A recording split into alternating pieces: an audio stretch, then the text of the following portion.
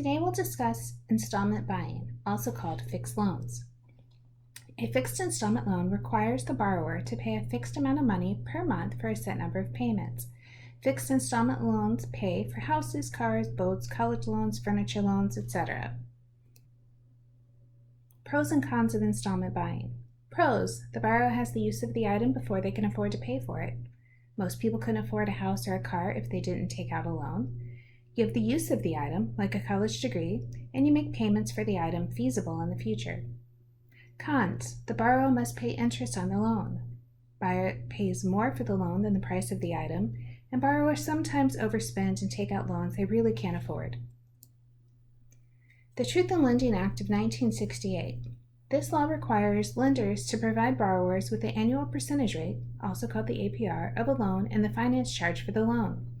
The APR is the rate of interest being charged on the loan. This number helps consumers compare interest rates between lenders. It gives the amount of interest for the loan if interest were calculated annually. The finance charge is the amount of interest the consumer pays for the loan. Finance charge per 100. We will use the chart to find the amount of finance charge on the loan. Notice the far left column gives the number of payments for the fixed loan. This is different than when we were looking at the number of compoundings when we did compound interest. So we'll still call this number N as we go to do our calculations, but this time N is going to be the total number of payments, not the total number of compoundings per year. The top row gives the APR of the loan. The numbers in the chart represent the finance charge per 100 borrowed given the number of payments in the APR. A similar chart will appear in your homework, but if you'd like, you could take a picture of this to save and use as you do your homework. Example 1. You need to buy a new refrigerator. You find one at the appliance store for $3,400. The store offers financing for 3 years with an APR of 7.5%. We're going to find the finance charge for the loan, find the total amount to be repaid, and then find our monthly payment. To find the finance charge on the loan, we need to find the finance charge per 100 for the loan. On the chart, you want to line up that N is 36. We have 3 years. And we have 12 payments a month, so 3 times 12 is 36, and we had an APR of 7.5%. So we can see the 36 payments, along with the APR of 7.5, gives us 11.98. This number we're going to call H, and it represents the finance charge per 100. Once we know the finance charge per 100 is 11.98, we need to know how many hundreds we borrowed. We do this by taking 3,400 and dividing by 100. Now we have 34. To get the finance charge, take the 11.98 from the chart times the 34 that we have for the loan, which gives us $407.32. This is the total finance charge for the loan.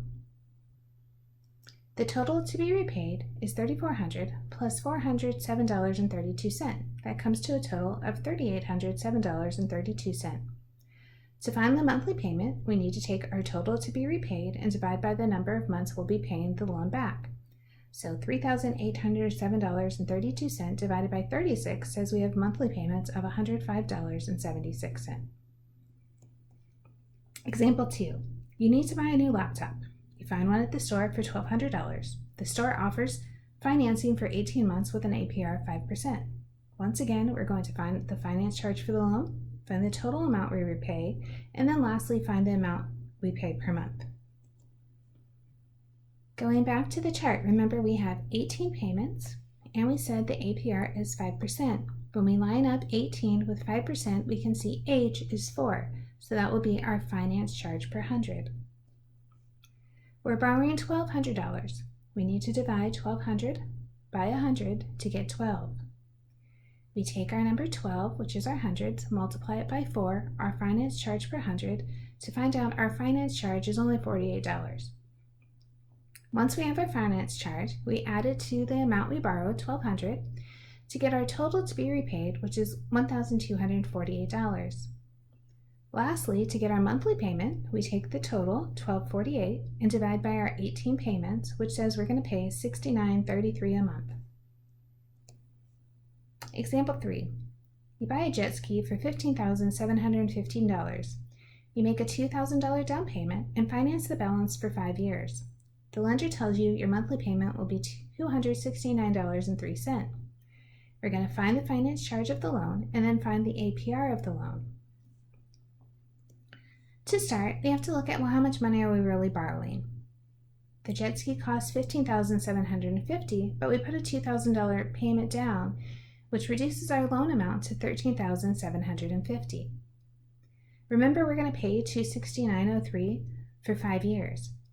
So our total payments are $269.03 times 5 years times 12 monthly payments, which gives a total of $16,141.80.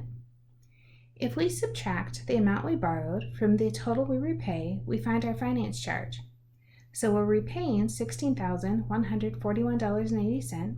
We borrowed $13,750, which says we paid a total of $2,391.80 in finance. Now we'd like to find the APR of the loan. We first need to find our finance charge per 100. To get the finance charge per 100, we're going to take the finance charge, divide it by the amount we financed, and multiply it by 100. We just found out that our finance charge is $2,391.80.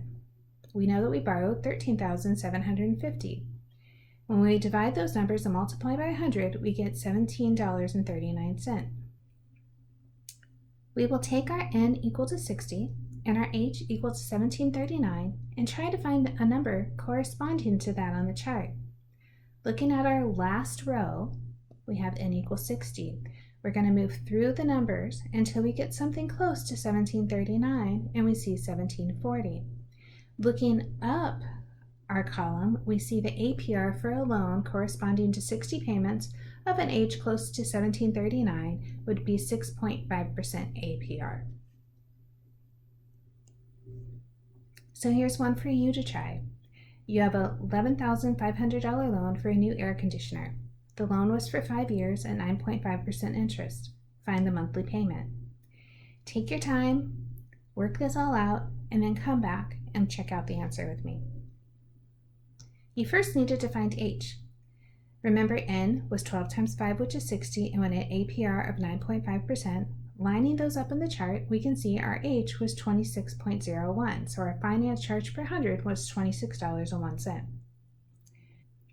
Once we have h, we can find the finance charge. We take our total, 11,500 divided by 100 to figure out how many hundreds we borrowed, and we multiply it by the finance charge of 26.01. That gives us a total finance charge of $2,991.15. The finance charge added to the amount we borrowed gives us our total to be repaid. So 11,500 plus 2,991.15 is a total of $14,491.15. Remember, we take our total and divide by the number of months we're repaying the loan to get our monthly payment. So our monthly payment is $241.52.